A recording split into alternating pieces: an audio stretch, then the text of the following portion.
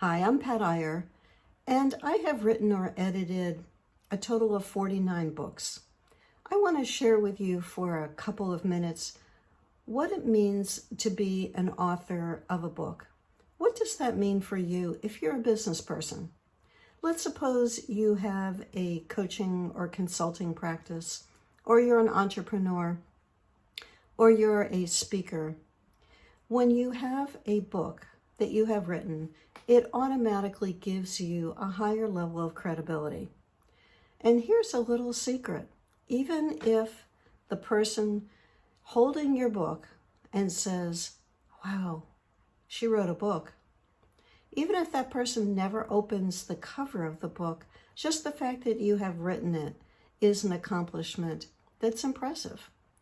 Not everybody who's got the knowledge writes a book. In fact, a statistic is that 81% of the American population thinks they have a book in them, and yet very few will actually carry out the steps necessary to write that book.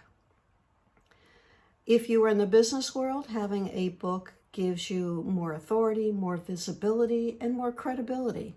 People find you who would otherwise never know who you are.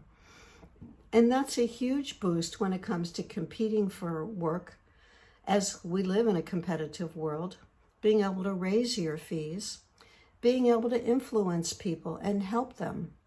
You can launch a career or build a career with the book that you have written and touch lives in a way that you could never anticipate. I encourage you to take a look inside you. Do you have a book in you? And check out the course that I have available on my website at patiyer.com. That course is called Get Your Book Finished. I will see you at the course. Hi, this is Pat Iyer with Writing to Get Business, and I have with me today Harriet Tubman Wright, who is the author of a book that we're going to be talking about in this segment. Harriet and I met through a networking joint venture relationship group that we're both involved with. And I wanted to bring her on the show so that we could talk about her topic, which is timely today. Harriet, welcome to the show. Thank you. I'm happy to be here. Let's talk about the subject matter of your book, highly relevant in terms of what we are all experiencing right now. What is your book covering? Well, the book is Releasing Stress, Creating Serenity, a body, mind, spirit, self-care primer for busy women.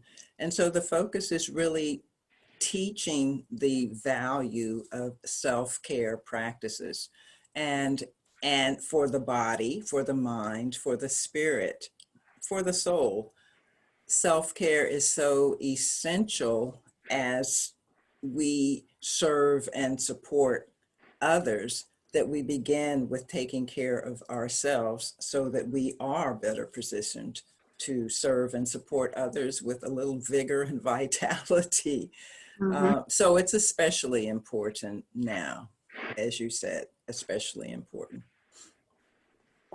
And tell our listener, where are you in your business? Are you a consultant, a coach? What do you do? What services do you provide? And that'll help us put a context for this book. Well, my business is the Wright Resort, Your Soul Safari to Success.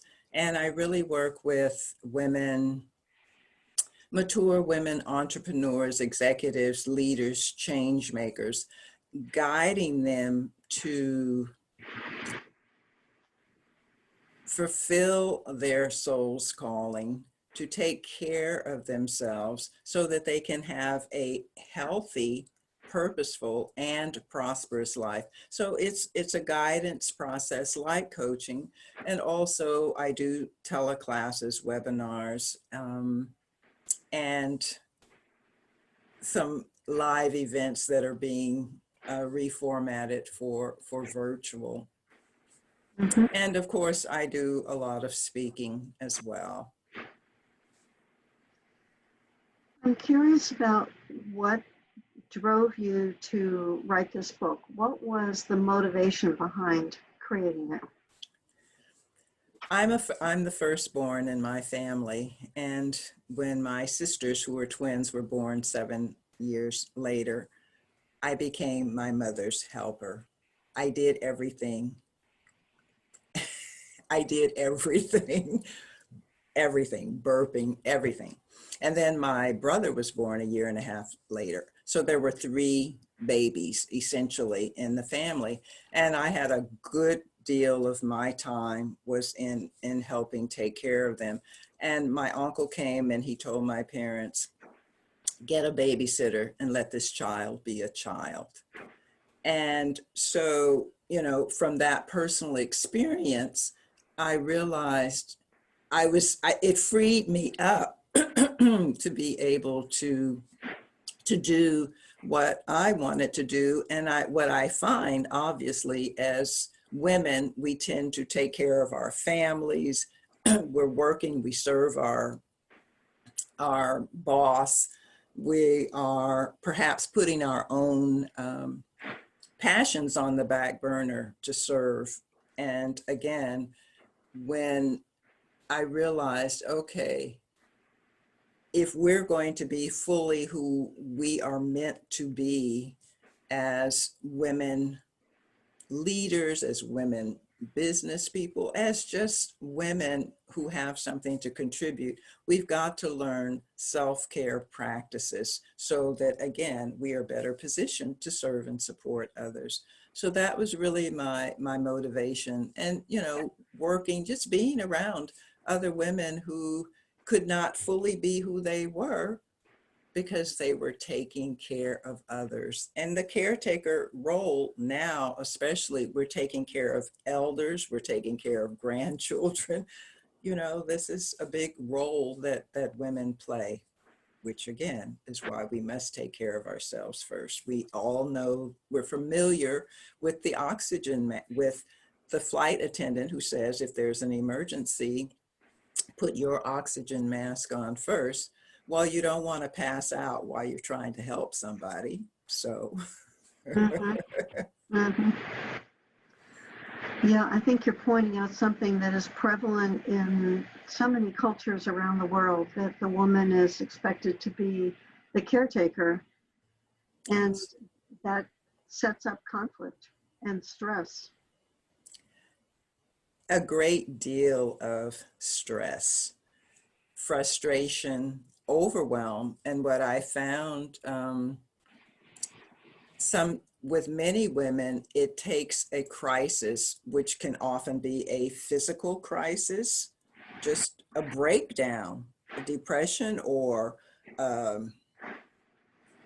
allergy. I mean, there's some kind of crisis that's a health crisis. It's usually the alarm that I cannot continue doing this. I've got to do things differently in order for me to be healthy so that I can serve others. And um, so unfortunately, it usually takes a health crisis for people, for women to really recognize their own value, and therefore to learn the value of taking care of themselves so that they can serve, care for, support others, again, from a wellspring of vigor and vitality, from a positive state.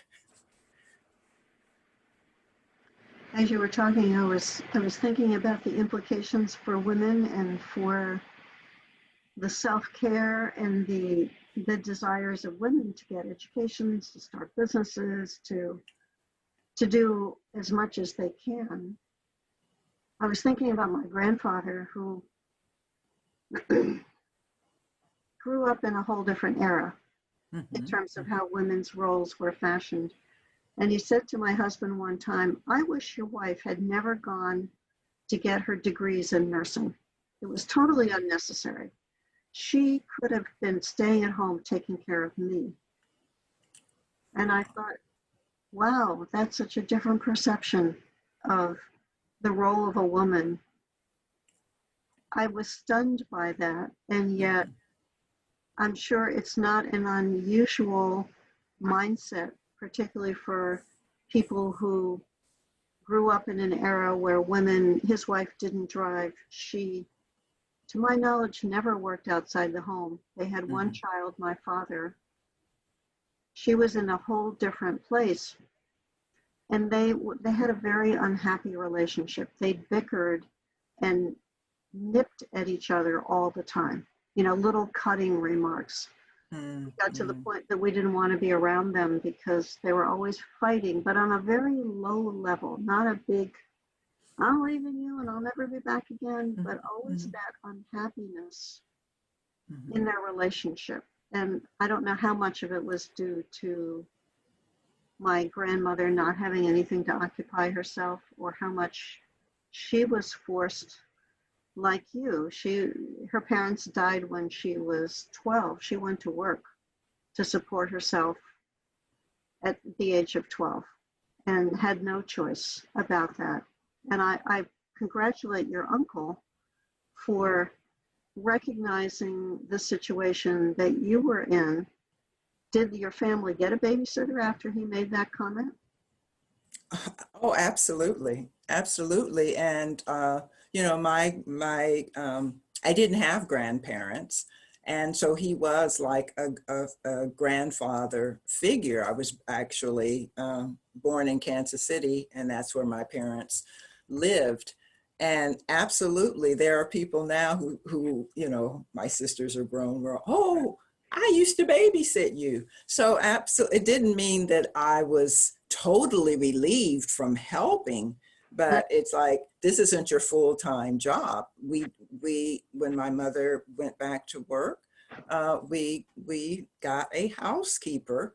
And so I wasn't on duty. She helped my sisters and brother get to school. And then when she was off, it was my turn to take over until my mother came home from work.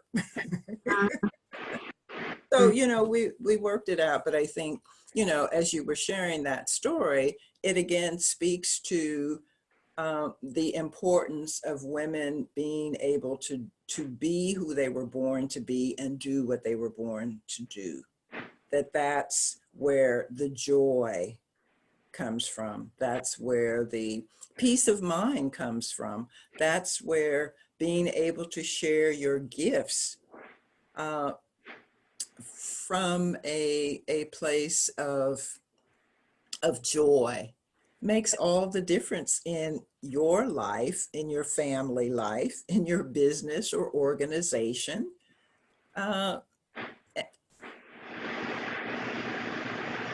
It does, and yet it can be very challenging in family dynamics or in relationships to have one person do what you're suggesting, which is recognizing their own talents and break the patterns.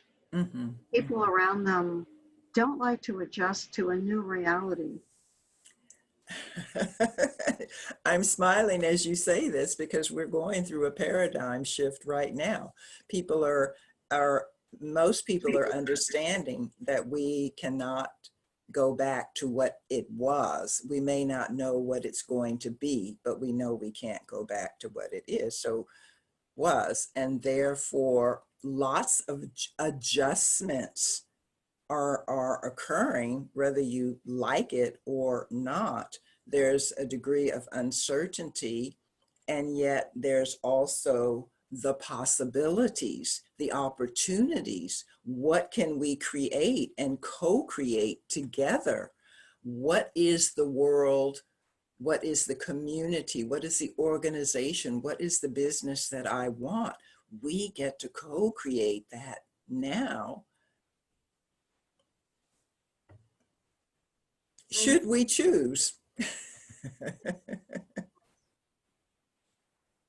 I know of several companies who have been growing at huge leaps and bounds since the pandemic closed us down, because they've taken advantage of the virtual space as one example, and have one guy who teaches people how to set up membership sites has had a huge year, and another man who runs a media empire, Jeffrey Hazlett, whose show we are broadcasting on his platform. He's had a large influx of people who want to be part of the C-suite network advisors. There are opportunities in this radically changed life. Absolutely. And maybe you addressed this in your book, but what are some of the factors that interfere with people being able to self-actualize or be able to utilize their talents to the full degree that's possible? I believe that there are family expectations.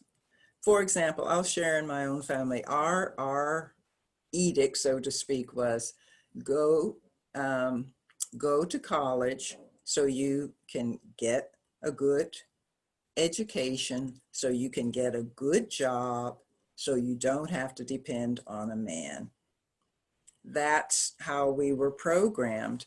And whether I wanted to go to college or not, that's how I was programmed. And so I think when you say what interferes, sometimes family expectations, sometimes not even having self-confidence, or not having a mentor, a guide, a coach, a spiritual leader who can encourage you, and our own self-doubts, lack of confidence, willingness to accept the status quo. Well, that's what so-and-so did, or that's what my cousin did. Well, so I'll just do the same thing because well, they were successful. So I'll just do that, rather than what I call listening to your soul, listening to that voice, or that, for another example, you love to play piano. Oh no, but you need to go to college, and you go to college, but your passion is playing the piano. And you know that when someone is doing their passion, they are energized, they are vitalized, they attract people to them because there's nothing else they would rather be doing. And they become a gift to the world, whether it's music, whether it's art, whether it's politics, in whatever field, they are expressing their passion, their reason for raison d'être, and it makes such a difference. That's sharing your gifts. Mm-hmm. What I call your soul aligned gifts. It magnetizes, it transforms, it uplifts, it inspires, it empowers. That's where you want to be. And you still got to take care of yourself. But I'm just saying the juice of doing what it is you were born to do is really why we're here, and how we make the biggest difference for others. In your book, about some of the content, for example, do you offer strategies for helping to achieve that way of expressing your gifts? You know, I talk about body, mind, spirit, and I use them as one word, and I focus on the self-care piece. And I believe that as we focus, I'm gonna share something. To restore balance means to be in alignment with your soul's deepest calling, to pursue your purpose and passion. When who you are and what you do express your divine purpose and passion to transform and liberate those you serve, you're demonstrating body, mind, spirit alignment, integrity, and well-being. You are on a path to freedom from stress and fulfillment through success. So again, when we're taking care of ourselves physically, mentally, emotionally, even mindset, sometimes we can look at the mainstream news and be very depressed by it, turned off, angered by it. Well, whatever I need to know, I'll know. So I'm gonna spend my time meditating. I'm gonna spend my time developing affirmative affirmations or affirmative prayer that keep me positive, upbeat. I'm going to see highest good in situations. So it's developing a, a mindset that frees me to be all that I can be. Um, so again, I think that it's helpful when you have guidance, and that guidance may come from a mentor, a coach, a spiritual leader, to help you get focused and clear about the direction that you want to move in and can move in with some support, with some guidance. Oftentimes, uh, when we're working with someone, they can help you see what you can't. They'll help you see what you can't see. They'll help you clarify your thoughts, consider a different perspective. And so those are things that are a part of the book, and it's a part of um, coming to a place where you are being who you were born to be, doing what you were born to do. It really pours out of you. It's clear that you're passionate about this topic, Harriet. Well, yes, I am passionate about it. And, it's interesting because in terms of my business, I was living in Kenya, and I was out at the Indian Ocean. I says, oh, I want a business. I want the Wright Resort, a sanctuary where women like me can just come to take care and be taken care of, where they can relax, where they can learn self-care, da da da da da da da. Well, it took me a long time to get to a place where I could develop the Wright Resort, because I have a son, and it was my responsibility as a single parent to support my son. So when he became a senior at Berkeley, I said, I've done my duty. I can't stand it anymore. I'm retiring.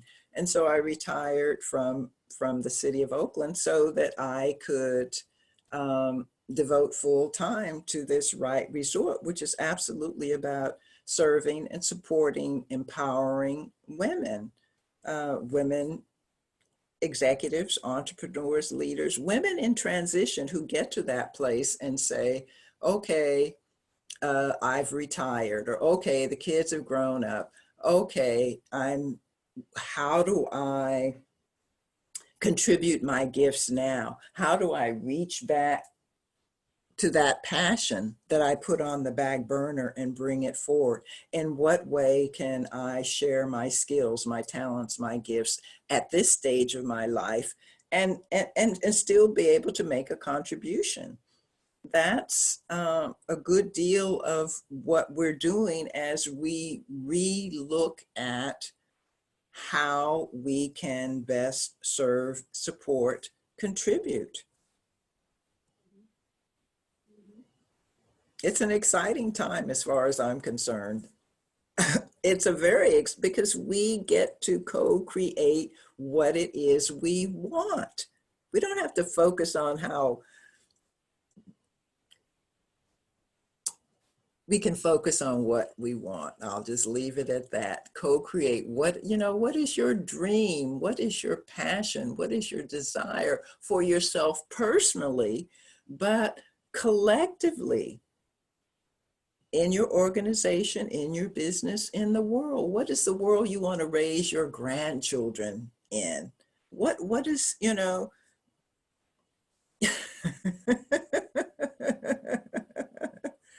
I think a lot of times, I mean, I don't have grandchildren, but I think of young children that I see in the neighborhood. They're not in school. And I'm thinking, oh my God, this experience, not being able to connect with their friends, will be like our parents talked about the Depression, a very, an experience that shaped their lives, that shaped their values. These children are bright. They have magnificent minds. They know how to use this technology. And yet, as an elder, I'm saying, I come with me, teach me, help me. Let's co-create this together.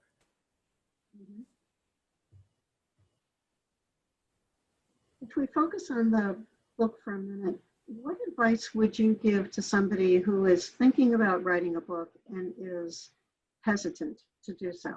And I'm talking, when I say a book, I'm referring to a business book as opposed to fiction or poetry or some other non-business type of book. Well, what I can say for myself is that just I scheduled time, 3 to 4 hours, not every day, but it was on my hand calendar. I scheduled it, and then I sat down. I had this resource, and I just started writing. So the most important thing, of course, whatever your idea is that you begin writing. And if it's something you're passionate about, you will find that you already have resources. It's a matter of pulling those resources together. And of course, there's homework you got to do as well, because I quote a number of people in this book, and I have my own quotes. But I think the biggest advice is to start, and start by creating time on your calendar that you honor. This is the 3 hour that I have committed. There's a specific place that you're operating in, and you develop that energy of writing in that space so that there's an environment that supports this discipline, because writing a book is discipline.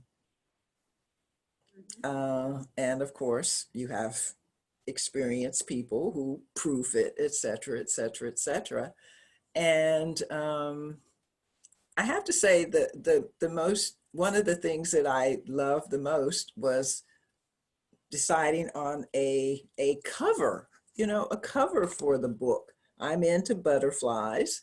And so, we looked and choosing the colors of the cover and the design and what that was a part of it that I really, really loved. And I had to be guided to do that. At the time that I wrote the book, I didn't have the resources that I have now, or the knowledge that I have now in terms of working with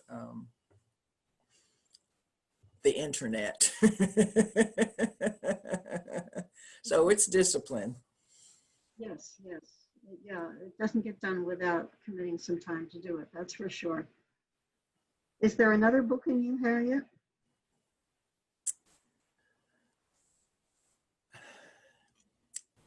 Yes, there is. And I'm kind of rolling my eyes because I have the option of updating this current one. And what I'm doing right now is creating freebies that I believe are going to evolve into YouTube videos and ultimately a book. And the working title is 5 Essential Tools to lead the revolution toward love, light, and liberation. Oh, so you do have a book inside you. You even have a title of a book inside you. Well, this is the programs this is what I'm working with now. And who's to say the sky is the limit, and people actually still read books. I mean, I'm very old school. I don't, I don't want to read it on, I don't want Kindle. I don't want, I want to turn the pages, make marks, put bookmarks in it.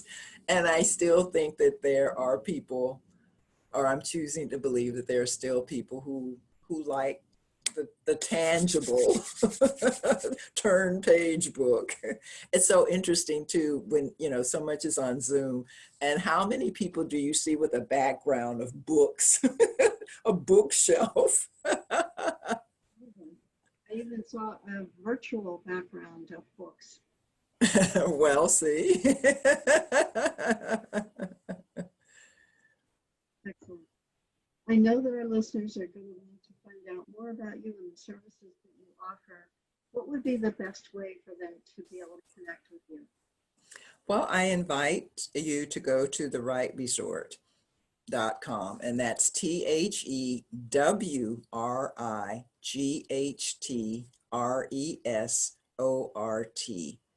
thewrightresort.com. You will find many resources to heal, empower, and transform you. Very nice. Well, thank you so much for being a guest on Writing to Get Business, Harriet. It's been a pleasure talking with you. You've covered some inspiring concepts that we have to focus on. We have to think about our passion, our opportunities, and the constraints that maybe are still in our heads about why we can't do this or that, which are not valid today, and kick those barriers out of our head. And from the standpoint of writing books, you've talked about the importance of blocking off time and making sure that you adhere to that commitment. You put 3 hours of time on your handwritten calendar that helped to discipline you so that you could create the materials from the resources that you had and make sure that you devoted that time to writing. And we can't wait for the next book on the 5 tools. Love? Is it love? Life? It's 5 essential tools to lead the revolution toward love, light, and liberation. And when you're blocking out that time, you're also creating the physical space. So that physical space carries your writing energy. You go to that place. So you're building up that support just in having the physical space plus the time carved out. Excellent. Yes, thank you for reiterating that point. I have found when I've been writing my books that I tend to put my resources into a box and put them all together, whether that's a physical file or a computer file. Mm-hmm. So easy to pick up that box of other resources that I want to quote from if they're all in one place. Organization.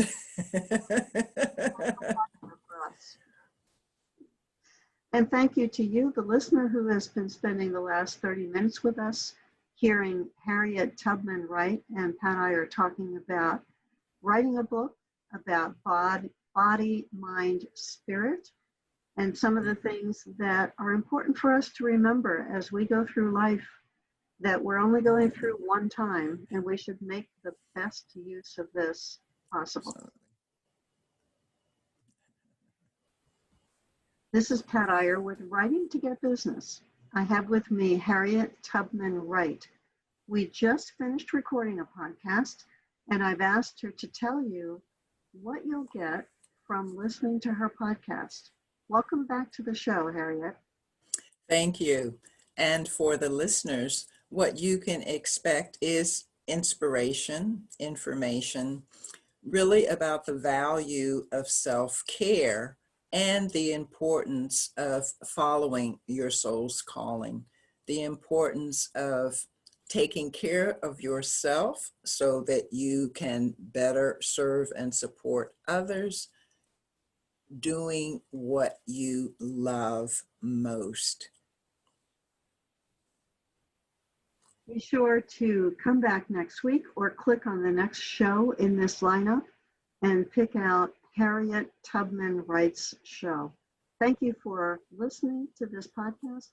Be sure to put it on your playlist and on your devices. We love the feedback we're getting from people who are enjoying writing to get business. Hi, this is Pat Iyer with Writing to Get Business, and I just finished interviewing John C. Saunders, who is the new author of a book called The Optimizer, Building and Leading a Team of Serial Innovators. John, we just had a stimulating half an hour discussion, and I know we could have gone on longer because we click with each other. Tell our listener, what are the things that we covered in this podcast that would benefit the reader? Well, thanks again for having me on, Pat. It was really a pleasure. You know, our conversation really, I think, evolved around the career transition that I went through, how getting out and writing was really a game changer for me, just simply the act of writing and going through this process of not just writing a series of papers, but turning that into a book by getting feedback from a number of folks and finding something that you're passionate to write about. You know, how I came to this book was really thinking about during my career transition, thinking about what is it that makes me passionate about my work. And what I found, it was the coaching and research, coaching and leadership elements of the job. And that's really what the book is about. How do you, as a coach and a leader, how do you help people get better and optimize their work effort and deliver more of the gift they have to their company or organization? And that's really the key to this book. And as a leader, how do you build and lead that mindset? Most importantly, by developing trust. But I think the key lessons for me were, and I think that we covered, are, how do you continue to learn? How do you be curious? And most importantly, how do you effectively ask people for feedback and help, which was a big part of my leadership journey, and certainly in the book, developing this group of beta readers throughout the process, getting them to help me promote the book, to promote the pre-sale, and now to promote the book now that it's on Amazon and out there in the world. And this is literally the book's birthday. John's book launched last night. So he's right in the throes of getting the message out through social media, through his beta readers, through his contacts to help get attention and buzz built around his book. Be sure to listen to John Saunders, the author of the new book, The Optimizer.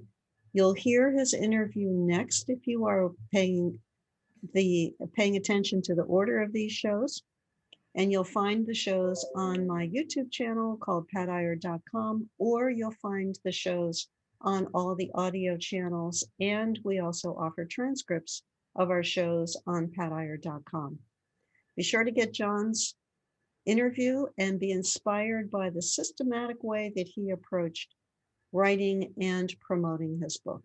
Thanks so much. Thank you, Pat.